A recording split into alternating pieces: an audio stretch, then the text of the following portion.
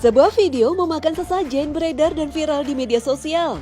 Pria yang biasa membuat konten cara bertahan di alam liar ini dengan lahap menyantap makanan sesajen yang ditemuinya di bawah pohon besar.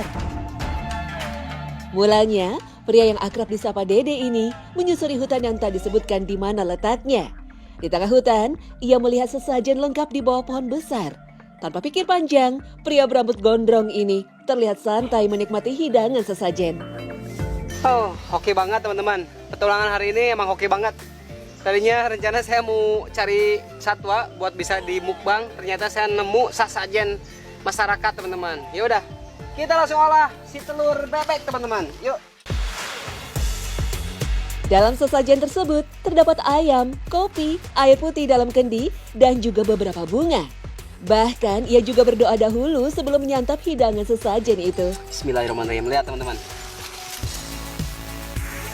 Di sebagian masyarakat di tanah air, ritual mempersembahkan sesajen kepada makhluk halus, jin, memang masih banyak kita temui, khususnya di tempat-tempat yang dianggap angker. Sebagian orang terkadang tidak berani mengambil makanan sesajen karena merupakan sajian untuk makhluk halus, karena khawatir akan terkena dampak buruk.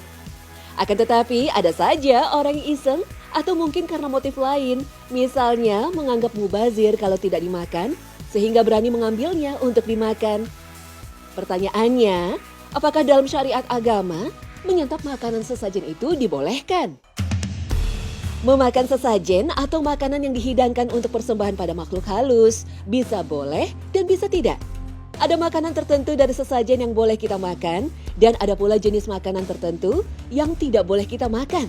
Artinya, tergantung pada jenis makanannya. Jika makanan sesajen itu berupa hewan sembelihan, maka tidak boleh dimanfaatkan dalam bentuk apapun, baik untuk dimakan atau dijual, karena hewan sembelihan tersebut dipersembahkan kepada selain Allah SWT. Maka dagingnya haram dimakan dan najis, sama hukumnya dengan daging bangkai. Allah SWT berfirman, sesungguhnya Allah hanya mengharamkan bagimu bangkai, darah, daging babi, dan sembelihan yang dipersembahkan kepada selain Allah. Quran Surah Al-Baqarah ayat 173. Ibnu Taimiyah ketika menafsirkan ayat ini menjelaskan, semua hewan yang disembelih untuk selain Allah tidak boleh dimakan dagingnya. Berbeda halnya bila makanan sesajen itu berupa buah-buahan seperti pisang, mangga, jeruk, apel atau berupa makanan lainnya seperti nasi, tahu, tempe, selain daging dari hewan yang disembelih untuk selain Allah, maka menurut para ulama hukumnya boleh dimakan. Ulama kontemporer menjelaskan sesajen selain daging hewan boleh dimanfaatkan dan boleh dimakan karena telah ditinggalkan oleh pemiliknya.